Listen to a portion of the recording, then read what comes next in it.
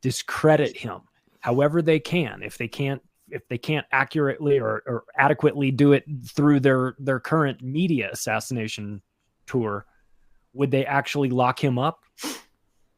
For sure, if they could. And I suspect that at some point they may try. So this is why I think that you've got to fire. You've got to fire now. If you're going to fight this media, you're going to defend your reputation against the. I mean, look. The good news for him is that fewer and fewer people trust the media, and more people look at this and they go, "This looks really fishy." Like, you guys just gave him a show. You guys paraded him out. He was one of yours at the time when all this was happening. So if you knew he was like this, and this is the worst thing in the world to be like this, then why'd you guys employ him?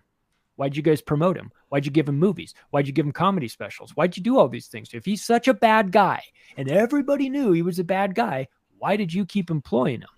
Unless either you don't care that he was a bad guy or he wasn't a bad guy, or you can make money off of him.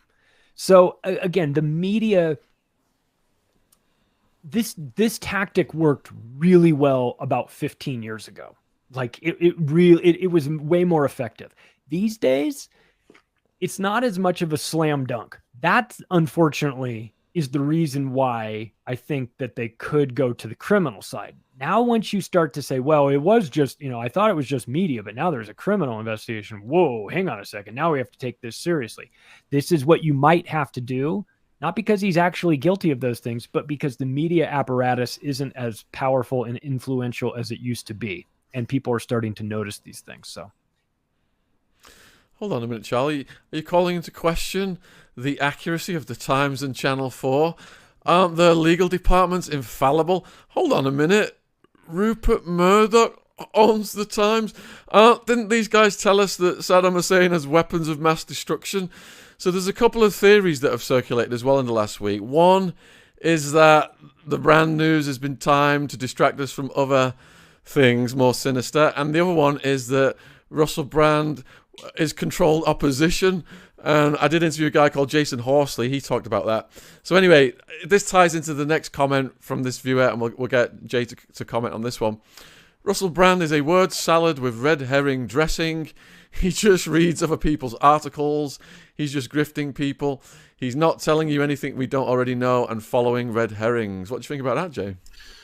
Well, again, I hear this objection a lot, and people say this in regard to Elon Musk as well. And I always say, look, it's impossible to judge somebody's motives. You know what I mean? From my vantage point, from the other side of a computer screen. I mean, unless there's some egregious case of fraud or con artistry that comes out in regard to somebody's personal lives, something like that. I mean, it's just not really possible to know their motivations. And so I don't spend a whole lot of time worrying about who's a Fed, who's a shill, who's a grifter, who's a fake, because it's hard to, it's something that you don't have direct access to.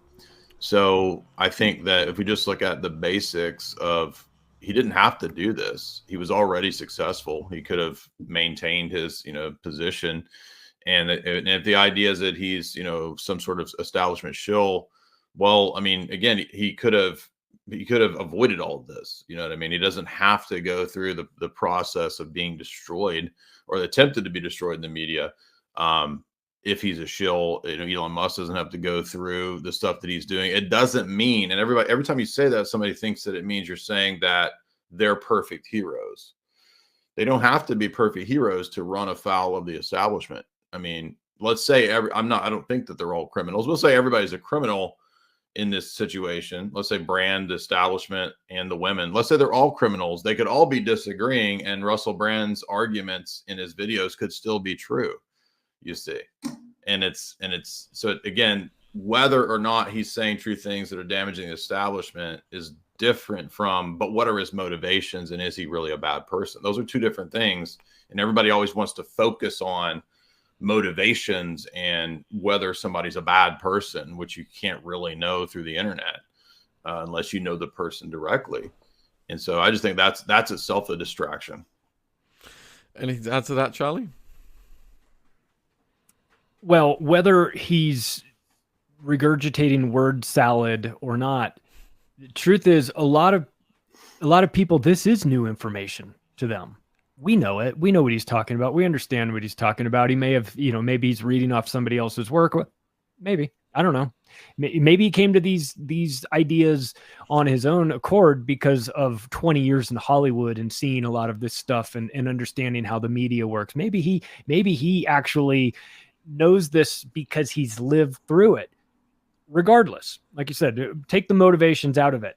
Is he saying things that are inconvenient to the establishment? Yeah. Whether they're his thoughts, somebody else's thoughts, or he's reading it off of a teleprompter, the things that he is saying is they're definitely making these people very nervous. So you have to ask, I mean, in the end, if you're waking up a new generation of people with these inconvenient facts, that is terrifying to the empire. They cannot have this. This is stuff that they pay good money for. People like this that are trusted and have an audience. They would love to have an anchor like Russell Brand on CNN, because then they could, if they could just get him to say all these things that they want him to say, he's got a very believable way of conveying messages to his audience. And that's valuable. That's dangerous to them. I mean, we see it as like it's valuable. They see it as a danger. So I guess it depends on what the message is that he's saying, right? So if he's saying that to line up and take one in the shoulder for the team, then he would be very valuable to the empire. When he's saying don't do that, there's more to this story. There's a gigantic scam. Let's talk about what big pharma is really about. You run the risk of blowing $1 billion of a PR campaign. You're going to cost a lot of very important people money. And so there's pressure being exerted from all different industries. I mean, again, they talk about like, what was it that got him on the radar? Hell, it could have been anything. I mean, they point to the Bill Maher interview, and he talks about a lot of things. You see Bill trying to like get him off, immediately like, no, stop. Can't stop him. And he starts to get on this flow. Was he getting pressure from big pharma, military industrial complex, media, American government, UK government, all of them? He has rattled enough cages that it could be anybody that wants him to shut up. But the point is that this is also what is known as the Streisand effect, where you wind up drawing more attention to this than if you had just ignored it. When you make Russell Brand a martyr like this, as he is becoming, you get a lot of people going, I was never watching his show. I wonder what he was talking about that has these people so unhinged, right? That they're so concerned about. Of course, you'll have a segment that'll say, oh, he must be a bad guy. But that I think that a lot of people are not just accepting that at face value from the media anymore. It used to be like the media would tell you how it is and you'd go, oh, I guess so. And now it's like, well, I'm going to need to see your receipts. I'm going to need to see your work because I don't trust you. Yeah, and people saying he's a grifter. Look at how much more money he could have made if he'd have stayed in Hollywood and not come home and been an activist out of his shed. All right, so next question for Jay, and this is from UN Vlad Sale. Do you remember the Trump admin Mike Pompeo's CIA planned a possible assassination of Julian Assange? Do you guys remember that? I don't remember that, but I wouldn't be surprised. It doesn't seem out of the realm of possibility. I think it was always a failure on the part of the Trump administration that, Trump clearly benefited from a lot of the information that Assange put out. It helped him in many ways to get elected. A lot of the WikiLeaks, leaks were tremendously beneficial to Trump. And then, I think the expectation, I don't know that Assange was doing that for Trump, but it ended up doing that. And then I think a lot of people expected that Trump would help Assange or in some way try to get him clemency or reach out. And that never happened. So Trump, I think, saw him as politically toxic that would have hurt his campaign or his image. And so he failed to really help in any way with Assange. And I think that was a huge failure for Trump. But I wouldn't be surprised if there wasn't, on the part of people like Mike Pompeo, the possibility of these contingency plans. It wouldn't surprise me at all. Was it Hillary, Charlie? Do you remember that was planning to take Assange out? Oh, I definitely remember Pompeo mentioning something about it. I don't know how far into the plans this really was, but again, with somebody like that, you have to be very careful. You know, you create a Martin Luther King type character. You create somebody that the general public becomes very sympathetic to by executing somebody that's telling the truth. And you because eventual, you know, future generations will look into something like that and they'll go, oh, that this guy didn't do anything wrong, or this guy was trying to stop the empire, and this is what happened. So it sends two messages. There's a very chilling effect about that. If you get on the wrong side of this empire, they will murder you, right? Danny Casolaro, you name it. Like, there's a lot of guys that have written books about this stuff that end up on, you know, packed in a bathtub somewhere. So it sends that message. But then the flip side of that is, you better be very careful with how you handle these activists like Assange, or these people, somebody that like Russell Brand that comes up, because if you really destroy them, then you look like the bad guy. You, the empire, look like the bad guy. You look like you're validating everything that they were talking about, because you're in such a hurry to silence them that it must be true. So they have to be careful with that strategy as well. I mean, they're in a predicament with Russell Brand. Also, let's not forget, he's very likable, right? Your default mechanism when you hear Russell Brand is to think he's undeniably charming. And that is a powerful tool that not everybody has, especially the people in the media and especially the people in government. They would love to be charming. They're not. If they were charming, their jobs would be a lot easier for them. So they see something in him that they don't have, and they wish they could have that. They'd love to weaponize that charm. And maybe a case could be made that they did for 20 years or so. But whatever has happened, something has changed. He is either broken programming, he has woken up to the lies, he's decided, you know, he's had a family, and that changes your perspective on things. Congratulations, Shaun, you know. So you know, this sends you into a whole new orbit. You start to see the world a different way. And maybe he's having some revelations of, do I want to be remembered as the party guy that you know, was you know, running around with all these chicks, or do I want to be known for something of a little bit more substance that when I leave this world for my kids to say, oh, my dad did something important, right? And if you change your methods, and you change where your strategy, and you decide to talk out about this, and you've got all that ammunition from 20 years of watching these people, and you're charming, and you now have a platform that we could never have, you know, we don't have that access. You become a real danger to them. So on some levels, frankly, we shouldn't even be surprised that this is happening. We should be thinking, like, what took them so long to get to him? So Alex wants to know whether you guys would think Joe Rogan would have Russell on again, but I'm going to rephrase this question. So, Jay, do you think that Joe Rogan would be sympathetic to Russell Brand because he himself, Rogan, went through what could possibly have been a black ops moral outrage campaign? Yeah, I don't know what would be in Joe Rogan's mind per se. I've never talked to Joe Rogan, but my guess would be that a lot of what would dictate this kind of stuff would be maybe not at the time of all the heat. Maybe when the heat passes, he would have Russell back on.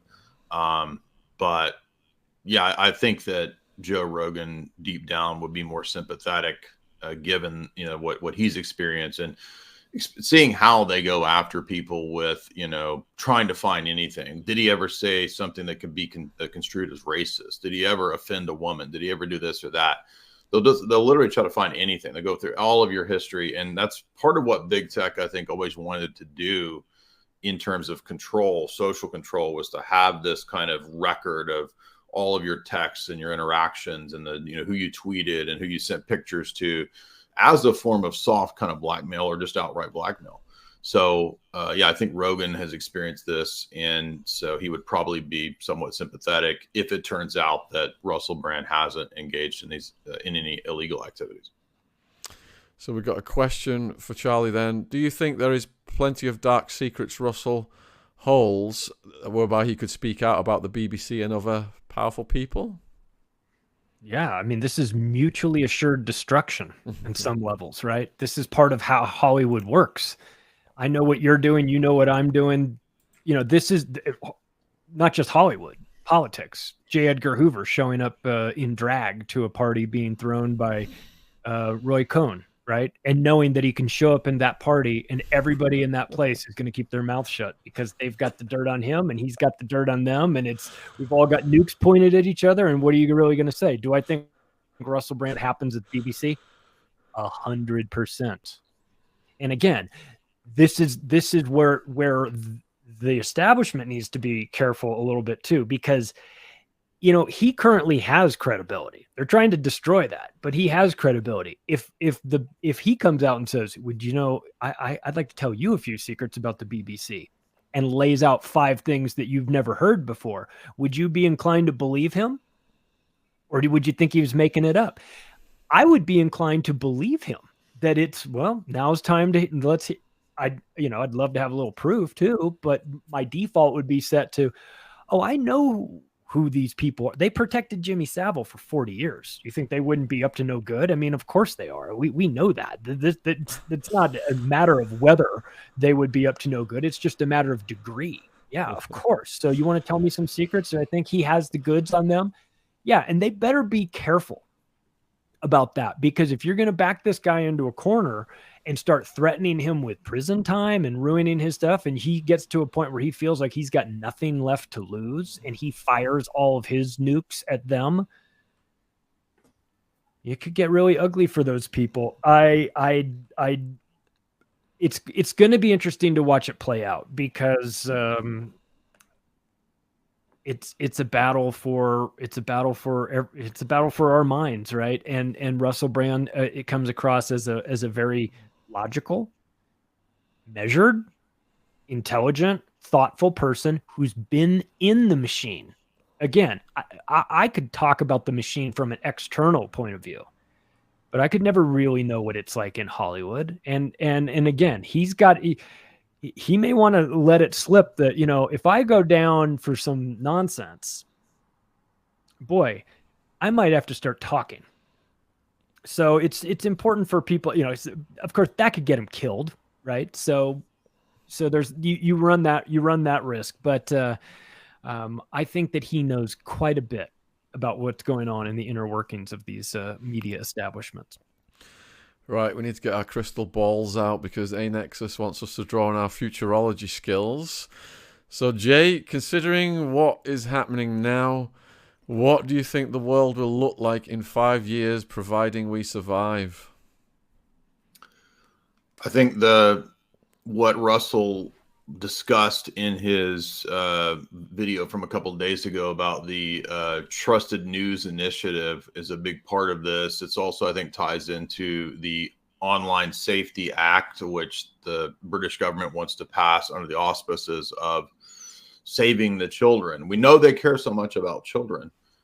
They've always been and treated children in a very sweet, loving way. People like Jimmy Savile were very, very concerned for kids. So I'm sorry, I just don't believe that they care about protecting the children. I think that that's an excuse for greater, tighter, total controls on what happens online and what people say online. And so if this goes in the direction of the establishment, then in 5 years, we could very well see a much tighter controlled internet where, you have private keys to sign on and you have to, abide by government strictures about what you can and can't say, approved and non-approved websites. I think a lot of these things like NewsGuard and all the stuff that's rolled out already is the preparatory phase of basically a kind of social credit score where controlling what you can and can't say online if the establishment has the upper hand here. If not, and we start to see more and more people seeing through this, then this will fall apart and we'll be able to at least maintain some freedom online. What do you say, Charlie? Do you think 5 years from now they'll have so much surveillance tech that we won't even be able to be having these conversations? Well, I'm in this this Yuri Bezmenov mode since I've been working on this, and there's a 4 steps to ideological subversion. First step takes 20 years, the demoralization, but then the next process is destabilization. That's 2 to 5 years. And so within the next 5 years, how far can they further destabilize things? You can already feel it. Fight, fight, fight. We all have to fight. Getting everybody, workers against union, or workers against the big business fighting. Parents are fighting. School districts are fighting. They're turning teachers against students. They're trying to get everybody into this radicalization where they can fight, fight, fight. Because then comes the crisis. It's the problem, reaction, solution. And once the crisis comes in, then they offer this solution. And my fear with regard to the internet component of this is an online false flag of some event that happens. And the response is, if only we had known who this person was, we could have stopped it in time. But they were using a VPN and they were using a fake name on Twitter. And they said they were going to do all these things. And it was all there in retrospect, but we didn't know who the person was because they were anonymous. So therefore, in order to make sure that this terrible event doesn't happen a second time, we're going to need to go to an internet ID card. We're going to need to know who you are. If you have nothing to hide, then you have nothing to worry about, right? As Janet Napolitano, the director of Department of Homeland Security, said. So I can envision that, where they work backwards. They create a crisis and then use that as the justification to remove more of our anonymity online, our rights online, and get us into a place where the internet is a controllable. You're allowed to have discussions within here and there, but anything outside of that, you're not allowed to have, right? You can have big fights about these okay topics, but as soon as you get out, well, why are we really fighting? They cut you off, right? Or they turn you off, or they kick you out. So that's unfortunately the direction I feel like we're going. I'd love to be more optimistic and say, I think that we're going to turn it around before we get there. But unfortunately, I think that walking ourselves into a digital gulag is something that they fantasize about. And unfortunately, we are easily led as a society, and we need the internet too. Let's not forget about that. We become very dependent on it. And so when all of a sudden, you can't shut your mouth on Twitter, you better, or else you can't access your bank account. And you can't access your email, you can't do your job, and you can't get on a Zoom call with your boss or whatever, so they have ways to make you comply. And in the next 5 years, it's an interesting point. It's an interesting thought experiment. Where are we going to be in 5 years? I don't know, but that's as long as they need for the destabilization process. I'll tell you that. Wow. Great answer. Jay, do you anticipate any black swan events that could reshape society into a digital gulag? Yeah, we know that Klaus a few years ago ran the famous drill that would tie into what Charlie's talking about called Cyber Polygon. And in that exercise, they included multinational corporations as well as many large governments. And the idea was, what would happen if unknown anonymous persons online basically shut down or attacked major elements of cyberspace like power grids or the internet itself. And the reactions are fascinating because it actually points out in the Cyber Polygon exercise that as a result of this digital pandemic, this digital fake flag event, they would then have the ability to target everyone who dissented or gave different narratives as cyber terror.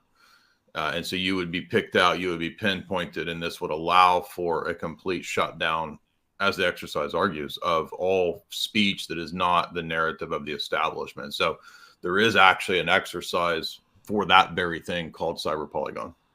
Whew, good grief.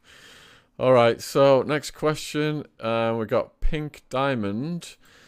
If Russell Brand is famous for sure, but how long can he keep going with the money if they keep taking his money?